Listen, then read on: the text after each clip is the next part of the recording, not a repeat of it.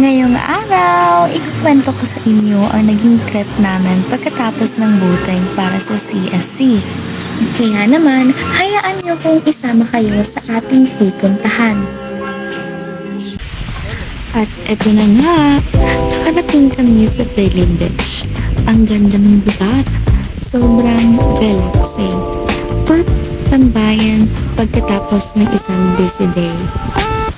Pag uwi naman, hindi ko na nag-video dahil inabutan kami ng ulan sa daan. Sayang, pero at least safe kaming nakarating. At ngayon, nasa bahay na ako. Kaya iidlip muna ako bago gawin ang mga dapat kong gawin ngayong araw. A few moments later. Pagkagising ko, agad kong naisip lahat ng dapat kong gawin. Siyempre, after umidlip, kailangang ayusin ang pinaghigaan. Simulan na natin ang paglilinis. Una, kunin ang walis at magwalis tayo sa sahig. Sisiguraduhin natin na walang maiiwang alikabok o kalat sa mga sulok.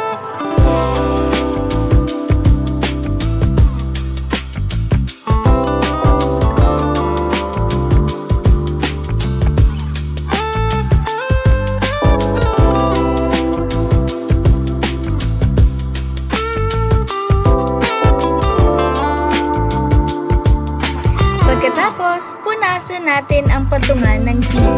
Gumamit ng malinis na basahan at dahan-dahang punasan para mawala ang alikabok at maging maayos ang itsura.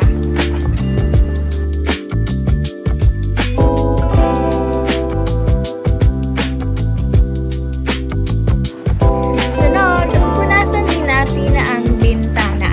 Gamitin ang basang-basahan o panglinis para luminis at luminaw ang ating bintana. Sisiguraduhin natin na walang mantsa o bakas man lamang ng kamay.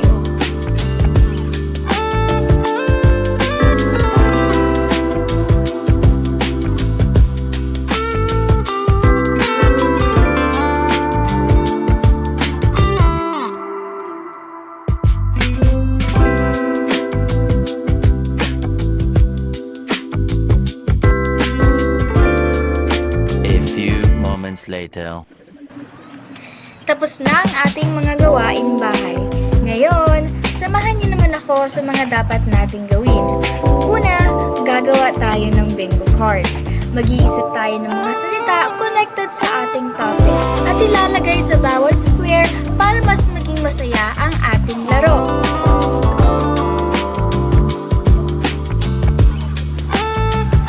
Samahan niyo ako sa paggawa ng mga bingo cards na gagamitin natin sa ating Filipino subject.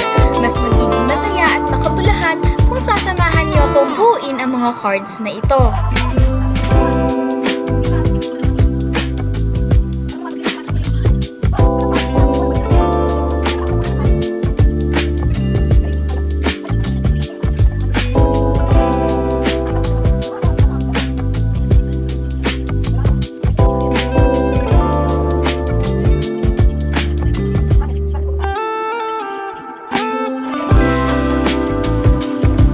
Pangalawa, tutulungan niyo rin ako maghanda ng mga lesson materials para sa aking mini-trabaho bilang tutor sa tutoring na grade 2. Kaya maghahanda tayo ng worksheets, simpleng mga kwento at mga laro na makakatulong sa kanya sa pagbabasa at pagsusulat.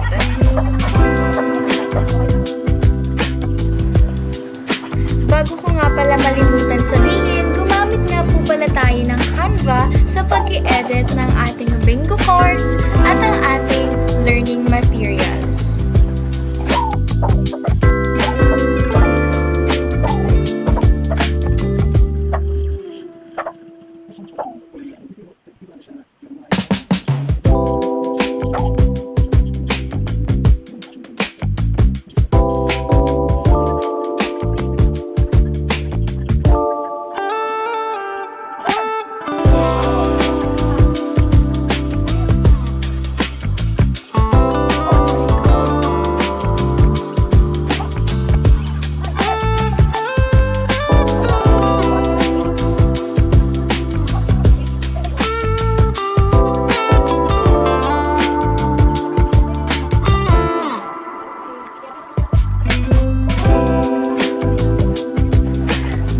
riyan dahil tapos na nating gawin ang bingo cards at mga lesson materials. Samahan niyo kong i-print ang mga ito.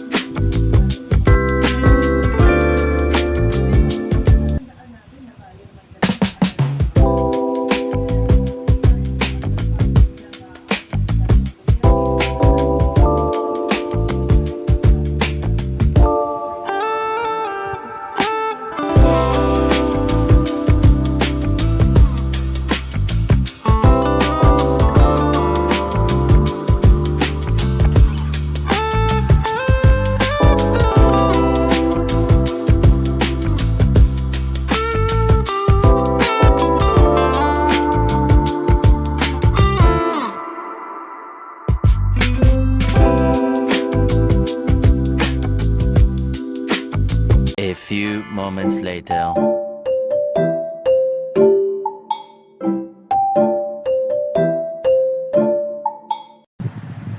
Umagang umaga at sasamahan niyo ako ngayong araw para pumasok sa ating mahal na institusyon. Ang Abada College.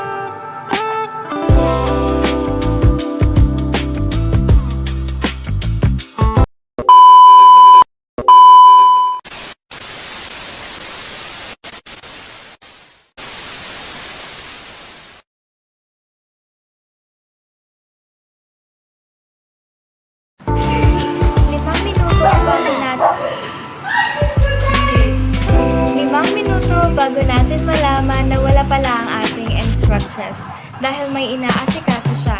Kaya ang ending, napag-desisyonan na lang namin na magtambay muna sa boarding house ng isa sa mga BEd student na kaibigan din namin. Wala, di ba kayo tapos?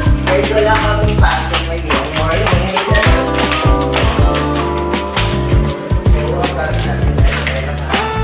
Walang pa ako ng 3 minutes.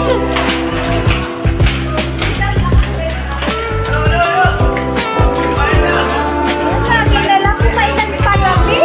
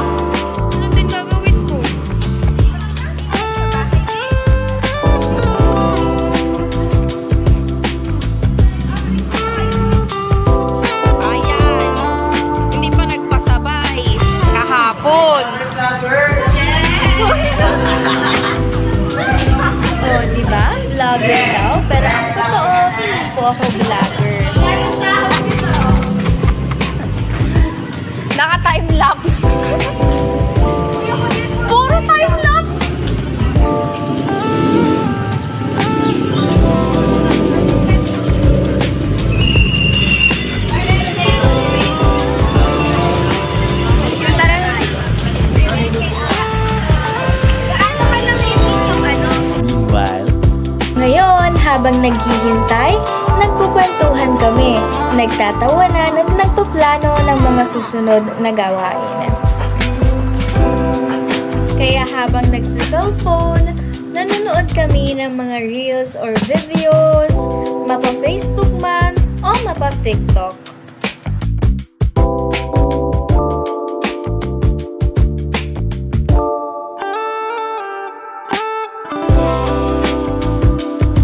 Meanwhile, After ng ilang minutes na paghihintay, kami ngayon ay papasok na dahil meron kaming schedule para sa aming PhilA2 subject.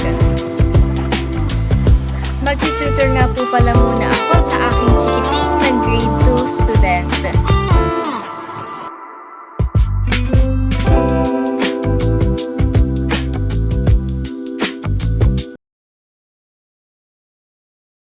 Hindi ko na nga po pala na video lahat dahil maraming teachers sa faculty.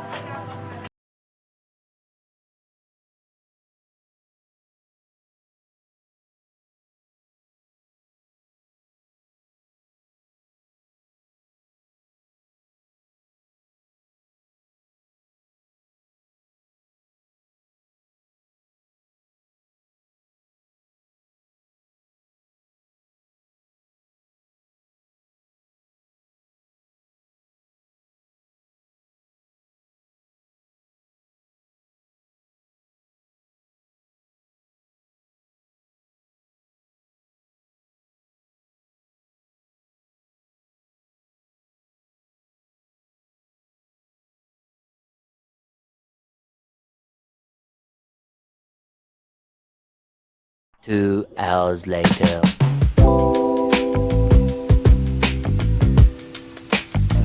Pagkatapos ng 2 oras na pag-tutor, umakyat na ako ng 3rd floor para simulan na ang klase sa PhilA2.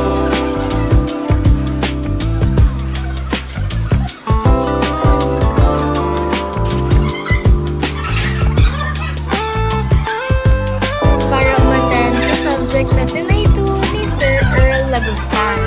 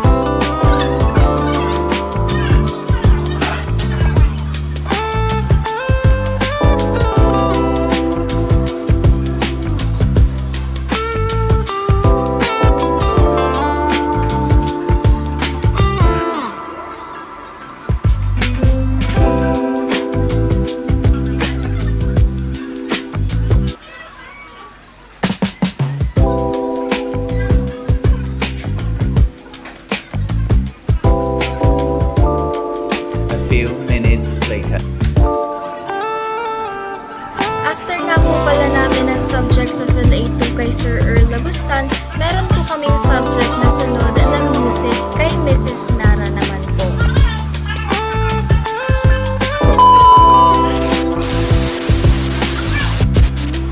Last subject na nga po pala namin ito kay Ma'am M. Pagka-uwi ko nga po pala ay agad akong nag-edit ng aking vlog para ipasa ito at ready na kapag ipapasa na.